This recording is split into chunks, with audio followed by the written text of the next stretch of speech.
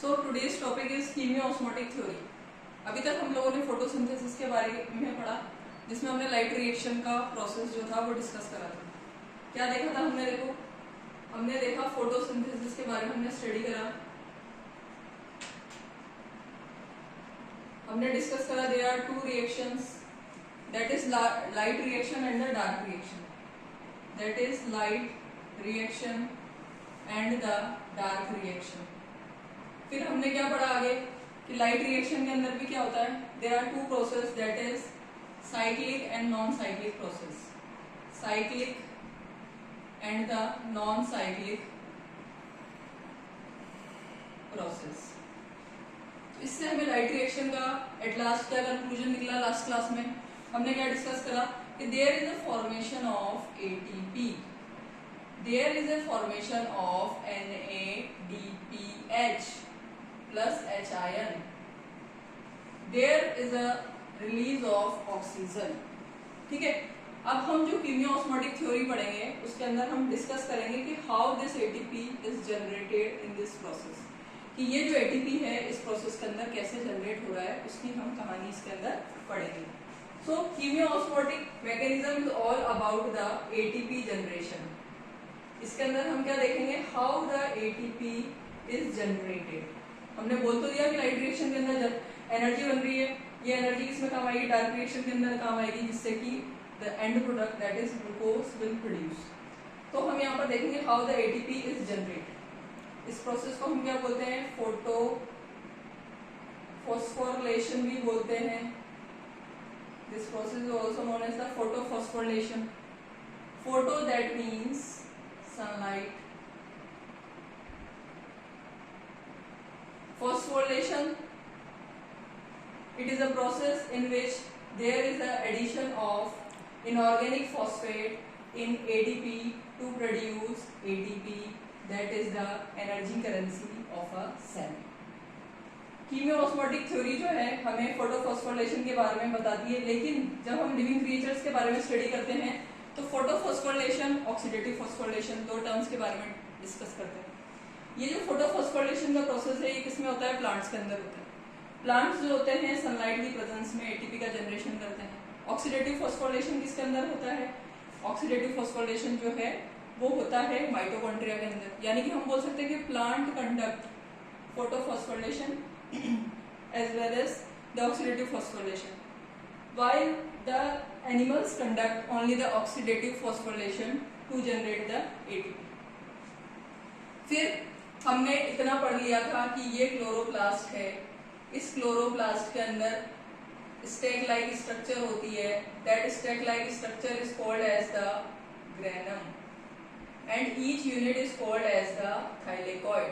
So this structure is the granum and its each unit is called as the thylakoid।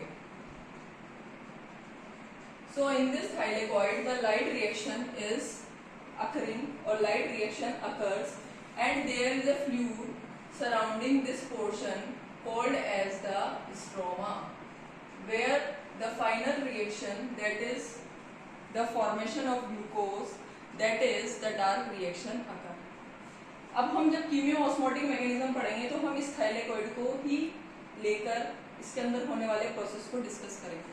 तो हमें location पता पड़ेगी कि ये थाइलेकॉइड है, किसके अंदर है? क्लोरोप्लास्ट के अंदर है। किससे सराउंड है? स्ट्रोमा से सराउंड है। ये अभी हम डायग्राम बनाएंगे, उससे हमें इसका आइडिया लग जाएगा। तो अपन देखते हैं, डायग्राम की तरफ चलते हैं।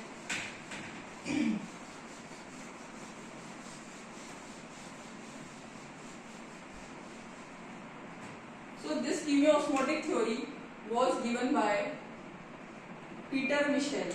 It was given by scientist Peter Michel।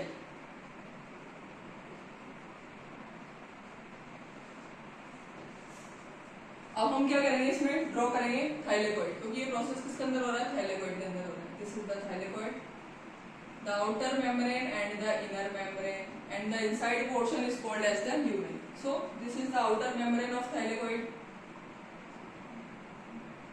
outer membrane, this is the inner membrane, and this cavity is called as the lumen।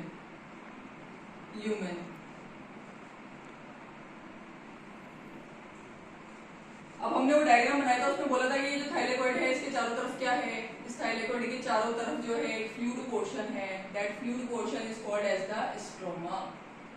ये फ्लूइड पोर्शन क्या है, स्ट्रोमा है। और ये जो स्ट्रक्चर हमने बनाई है that is called as the thylakoid, इसको हम क्या बोलेंगे, थाइलेकोइड बोलेंगे। अब हम देखेंगे कि किस तरह से यहाँ पर एक प्रोटॉन ग्रेडियंट का फॉर्मेशन होता है।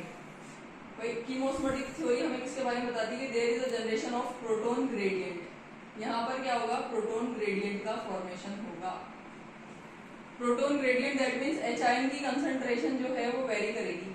एच आयन की कंसंट्रेशन वेरी किधर किधर करेगी, एक तो ल्यूमेन के अंदर करेगी, और उसका कंपैरिजन अपन किससे करेंगे, ल्यूमेन ऑफ थाइलेकोइड के अंदर करेगी, और उसका कंपैरिजन अपन किससे करेंगे, स्ट्रोमा से करेंगे।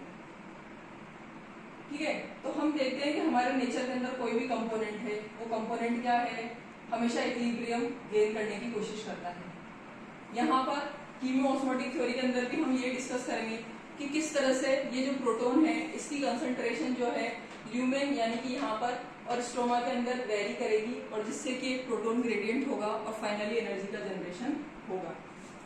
अब हम देखते हैं कि ये जो इनर मेम्ब्रेन है, यहाँ पर क्या होता है, स्प्लिटिंग ऑफ वाटर की रिएक्शन होती है। यहाँ पर क्या होता है, वाटर स्प्लिट होता है, और वाटर स्प्लिट होने से यहाँ पर 2OH प्लस 2H आयन का फॉर्मेशन होता है। ये बाहर की जो सरफेस है इसकी, यहाँ पर क्या होता है, NADP रिडक्टेज काम करता है, NADP रिडक्टेज यहाँ पर काम करता है। ठीक, अब हम देख रहे हैं कि प्रोटॉन ग्रेडियंट बनेगा। प्रोटॉन ग्रेडियंट बनने का यहाँ पर कौन कौन से ऐसे प्रोसेस हैं जिससे कि यहाँ पर कि प्रोटॉन ग्रेडियंट का फॉर्मेशन होगा। तो हम जानते हैं कि ये जो थाइलेकोइड है यहाँ पर लाइट रिएक्शन हुई थी, और हम ये भी जानते हैं कि light reaction consist of 2 process, that is cyclic and non cyclic. तो हम देखेंगे कि यहाँ पर ये जो प्रोटॉन है इसकी कंसंट्रेशन बढ़ती है या घटती है।